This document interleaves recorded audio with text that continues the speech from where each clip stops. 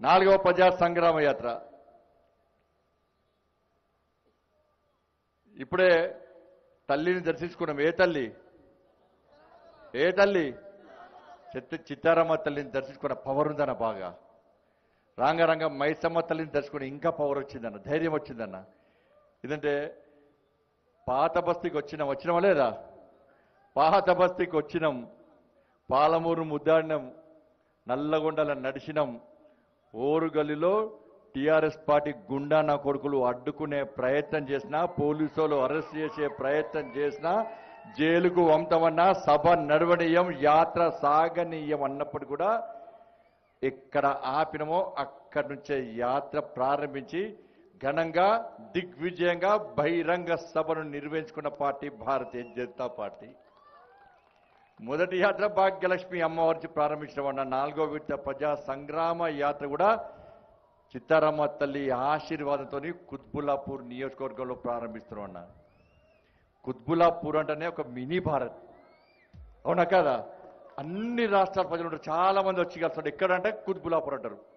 గుజరాత్లో వస్తారు, రాజస్థాన్లో వస్తారు, మహారాష్ట్రలో వస్తారు, అన్ని రాష్ట్రాల ప్రజలు వచ్చి మీది ఎక్కడంటే కుత్బుల్లాపూర్ అంటారు. కుత్బుల్లాపూర్ అంటేనే ఒక మినీ భారత్, ఒక మినీ భారత్. ఒకరికొకరు కలిసి ఉండి వాళ్ళ వ్యాపారాలు సక్రమంగా చేసుకుంటూ సమాజం కోసం పనిచేసేటువంటి ఒక మంచి ఆలోచన ప్రాంతమే కుత్బుల్లాపూర్. అటువంటి పవిత్రమైన ప్రాంతం నుంచి ఈరోజు 4వ విడత ప్రజా సంగ్రామ యాత్ర ప్రారంభించడం నిజంగా చాలా సంతోషం అనిపిస్తున్నది. అందరికి గౌరవించాలి, సంస్కారం ఉండాలి. మొన్న ఏం జరిగింది తెలుసు? వినాయక చవితి నిమజ్జనోత్సవ కార్యక్రమంలో అస్సాం సీఎం గారు వస్తే ఒక టీఆర్ఎస్ పార్టీ కార్యకర్త వచ్చి ఏ విధంగా అడ్డుకునే ప్రయత్నం చేసిండో మనందరికీ తెలుసు. అక్కడ పోలీసులకి డీజీపీ గారు ఫోన్ చేసిన, ఏం సార్ మా రాష్ట్ర సీఎం వస్తే కూడా మీరు సెక్యూరిటీ లేని దౌర్భాగ్య స్థితిలో ఉన్నారని చెప్పి ప్రశ్నించినట్టు ఆయన. పోలీస్ వ్యవస్థ అవమానపడే తీరులో ఆ సంఘటన జరిగింది. నేను చెప్పిన మా పోలీసులు హీరోలు దేశంలో నెంబర్ 1 పోలీసులు అంటే మా తెలంగాణ పోలీసు. కొంచెం దురదృష్టవశాత్తు కొంతమంది అధికారులు మా ముఖ్యమంత్రి మోచేతుని నీళ్లు తాగి పోలీస్ వ్యవస్థనే కించపరిచే విధంగా వివరిస్తుంది. సార్ మా పోలీస్ వ్యవస్థ చాలా పవర్ఫుల్ సార్ అని చెప్పింది. నేను అందుకే ఇక్కడ కూడా అనుమతి పేరుతో ఇబ్బంది పెట్టే ప్రయత్నం చేస్తే చెప్పినా, నువ్వు అనుమతి ఇచ్చినా ఇవ్వకున్నా ఈ ప్రజా సంగ్రామ యాత్ర పక్కా జరిపి తీరుతామని చెప్పి ఎట్టి పద్ధతిలో చెప్పినాం. చాలా మంది పోలీస్ అధికారులు చేసుకోండి సార్, మీరు ప్రజా సంగ్రామ యాత్ర ఎక్కడ అడ్డుకోము, మేము ఇక్కడ ఆపే ప్రయత్నం చేయమన్నా. ఎందుకు చేయమన్నా? పక్క ప్రజా సంగ్రామ యాత్ర ప్రజల ఆశీర్వాదం మాకుంది. ధర్మం వైపు మేమున్నాం, ధర్మం కోసం కొట్లాడుతున్నాం, సమాజం కోసం కొట్లాడుతున్నాం, పేద ప్రజల కోసం కొట్లాడుతున్నాం. నేల తల్లి పిలుస్తుందన్న భారతీయ జనతా పార్టీని, తెలంగాణ తల్లి పిలుస్తుందన్న భారతీయ జనతా పార్టీ కార్యకర్తలను, తెలంగాణ తల్లి పులకించిపోతుందన్న ప్రజా సంగ్రామ యాత్ర నుంచి రండి భారతీయ జనతా పార్టీ కార్యకర్తలారా, ఈ నేలపై నడయాడండి, ఈ తెలంగాణ ప్రజల సమస్యలు తెలుసుకోండి. ఈ మూర్ఖుని కబంధ హస్తాల్లో బందీ అయి ఉన్నా నన్ను బంధ విముక్తిరాలు చేయడని చెప్పి తెలంగాణ తల్లి రోధిస్తుందన్నా. అందుకే ప్రజా సంగ్రామ యాత్ర చేస్తున్నామన్నా.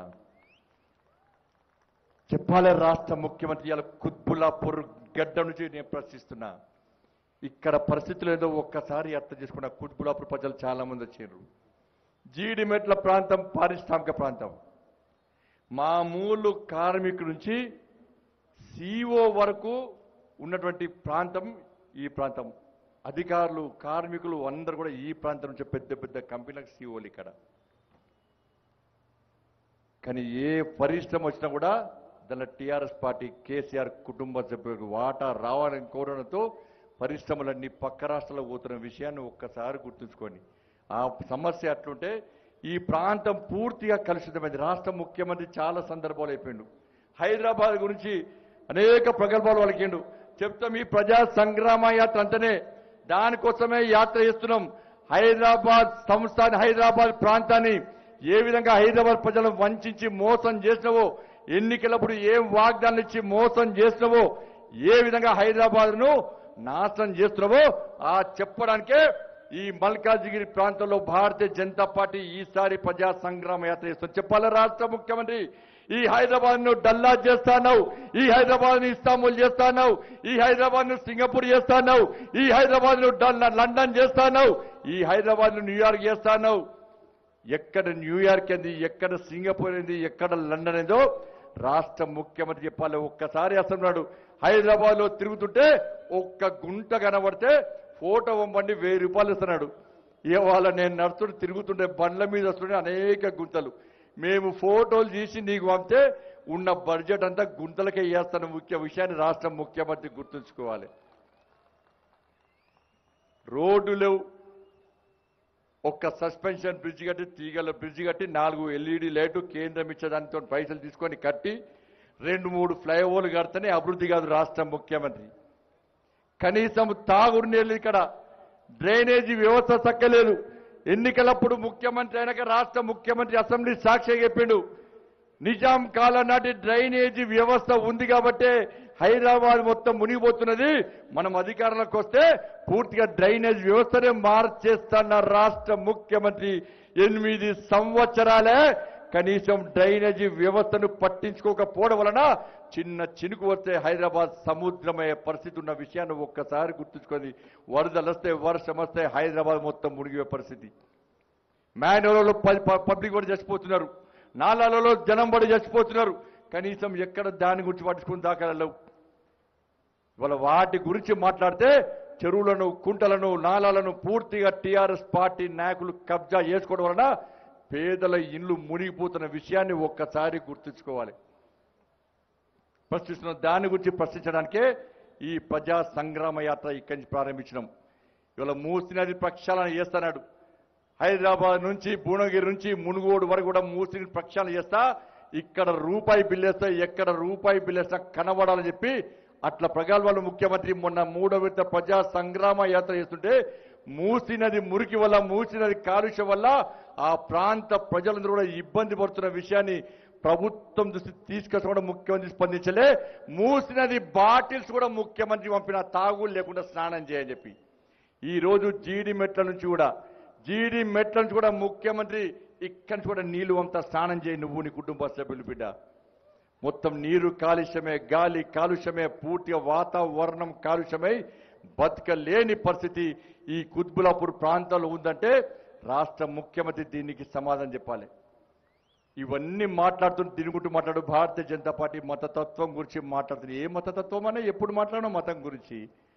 డబుల్ బెడ్రూమ్ల గురించి అడితే మతతత్వమా చెప్పు రాష్ట్ర ముఖ్యమంత్రి. ఈ తెలంగాణ రాష్ట్రంలో పేదోళ్లకు ఇల్లు ఇమ్మంటున్నాం, అది ఏ మతం కిందికి వస్తుందో రాష్ట్ర ముఖ్యమంత్రి చెప్పాలి. ఈ తెలంగాణ రాష్ట్రంలో రైతులకు రుణమాఫీ చేస్తాను, ఎందుకు ఇస్తలేవు అని ప్రశ్నిస్తున్నాం, అది ఏ మతతత్వమో చెప్పాలి రాష్ట్ర ముఖ్యమంత్రి. 80,000 ఉద్యోగాలు రిక్రూట్మెంట్ చేస్తాను, ఎంతమందికి చేస్తున్నావు, ఎందుకు చేస్తలేవు అని ప్రశ్నించడం మతతత్వమా రాష్ట్ర ముఖ్యమంత్రి చెప్పాలి.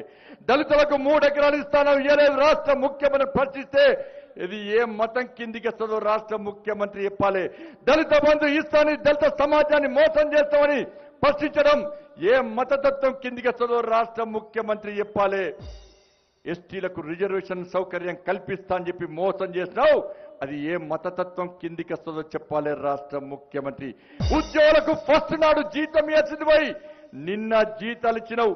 Bharatiya Janata party ప్రశ్నించకుంటే, Bharatiya Janata party demand చేయకుంటే ఈ తెలంగాణ రాష్ట్రంలో ఏ ఉద్యోగి కూడా జీతాలు ఇచ్చే పరిస్థితి లేదు. ప్రతి నెల భారతీయ జనతా పార్టీ డిమాండ్ చేస్తేనే, భారతీయ జనతా పార్టీ ముఖ్యమంత్రికి వార్నింగ్ ఇస్తేనే ఈ తెలంగాణ రాష్ట్రంలో జీతాలు ఇచ్చే పరిస్థితి వచ్చిందే. దాన్ని ప్రశ్నించడం ఏ మతతత్వం కిందికి వస్తుందో చెప్పాలి రాష్ట్ర ముఖ్యమంత్రి.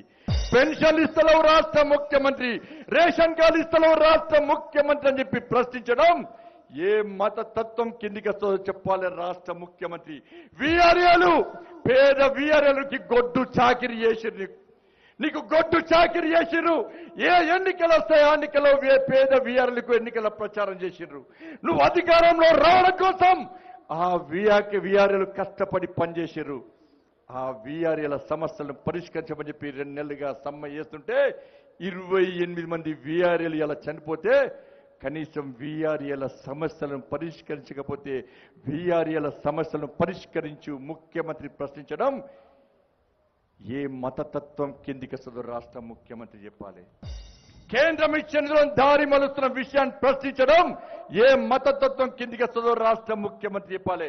అభివృద్ధి గురించి మేం మాట్లాడుతున్నాం, మతతత్వం గురించి రాష్ట్ర ముఖ్యమంత్రి మాట్లాడుతున్న విషయాన్ని ఒక్కసారి తెలంగాణ సమాజం గుర్తుంచుకోవాలి. ఏమైందన్నా గణేష్ నిమజ్జనప్పుడు హైదరాబాద్ లో గణేష్ నిమజ్జనం చేసుకోవాలంటే, ఈ తెలంగాణ రాష్ట్రంలో గణేష్ నవరాత్రోత్సవాలు జరుపుకోవాలంటే పర్మిషన్ల పేరుతో ఇబ్బంది పడుతున్న విషయాన్ని హిందూ సమాజం గుర్తుంచుకోవాలి. హైదరాబాద్ లో గణేష్ నవరాత్రోత్సవాలు జరిపినాక నిమజ్జనోత్సవం జరుపుకోవాలంటే అనేక ప్రాంతాల్లో పోలీసులు లాఠీ చార్జ్ చేసిన విషయాన్ని ఒక్కసారి హిందూ సమాజం గుర్తుంచుకోవాలి.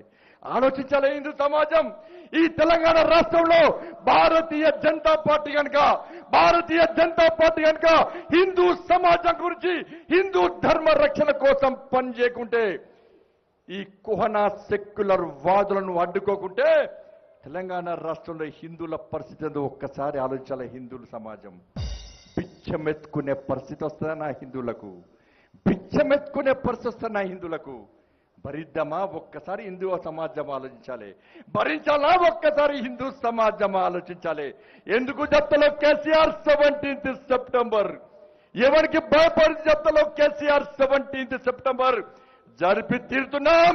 17th రోజు తెలంగాణ విమోచన దినోత్సవాన్ని మా కేంద్ర మంత్రి కిషన్ రెడ్డి గారి నేతృత్వంలో పరేడ్ గ్రౌండ్ లో కేంద్ర బలగాల పరేడ్ మధ్య భారత్ మాతాకి జై అంటూ, జై తెలంగాణ అంటూ అమర వీరులను స్మరిస్తూ స్తుతిస్తూ వాళ్ళను తలుస్తూ కొలుస్తూ 17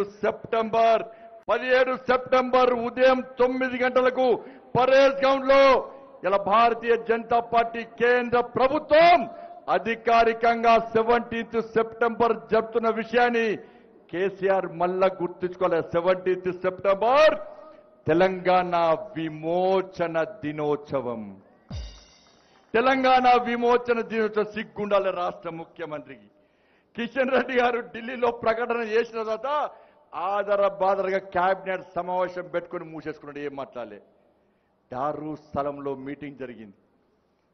స్థలంలో మీటింగ్ జరిగి జాతీయ సమైక్యత దినోత్సవం పేరుతోని పూర్తిగా చరిత్రను వక్రీకరించి, చరిత్రను తెరమరి చేసి ఒక కొత్త పదాన్ని తీసుకొచ్చి జాతీయ సమైక్యత దినోత్సవం జరపాలని చెప్పి ఓవైసీ అంటోడు ప్రకటన చేసిన తర్వాత ఇవాళ కేసీఆర్ కానీ, టీఆర్ఎస్ పార్టీ కానీ, కాంగ్రెస్ పార్టీ కానీ, కమ్యూనిస్టు పార్టీలను కూడా జాతీయ సమైక్యతను జరుపుకోవాలి. జాతీయ సమైక్యత దేనికైనా జాతీయ సమైక్యత దినోత్సవం.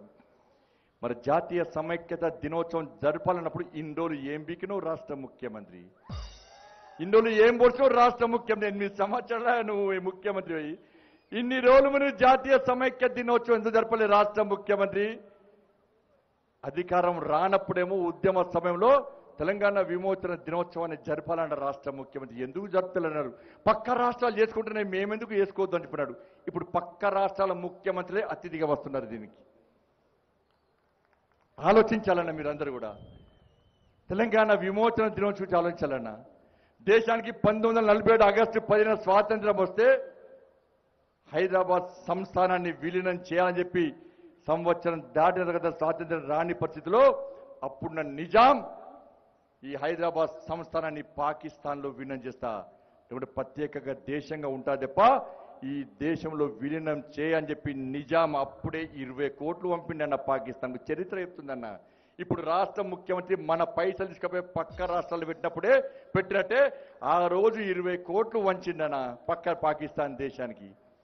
అటువంటి ఒక మూర్ఖుని మెడల్ వంచి పోలో ఆపరేషన్ పేరుతోని 13వ సెప్టెంబర్ నుంచి ఇలా ఆపరేషన్ పోలో పేరుతోని ఇలా సైన్యాన్ని పంపి నిజాం మెడలు వంచి పూర్తిగా స్వాధీనం చేసుకునే పరిస్థితిలో నిజాం తల వంచి సర్దార్ పటేల్ ముందు మోకరిల్తే తెలంగాణకు విముక్తి జరిగిందనా? అదే తెలంగాణ విమోచన దినోత్సవం అంట తప్ప ఇలా జాతీయ సమైక్యత దినం అన్న విషయాన్ని ఒక్కసారి గుర్తుంచుకోవాల్సిన అవసరం ఉంది. హాయ్ ఫ్రెండ్స్, మా టుడే టుమారో యూట్యూబ్ ఛానల్ చూస్తున్నందుకు చాలా థ్యాంక్స్. మరిన్ని లేటెస్ట్ వీడియోస్ కోసం వెంటనే సబ్స్క్రైబ్ చేయండి. అలాగే ఈ బెల్ ని కూడా రింగ్ చేసేయండి. మా నోటిఫికేషన్స్ అన్ని మీ మొబైల్లో వస్తాయి. అలాగే మా వీడియోస్ మీకు నచ్చితే లైక్ చేయండి, షేర్ చేయండి, నచ్చకపోతే కామెంట్ చేయండి.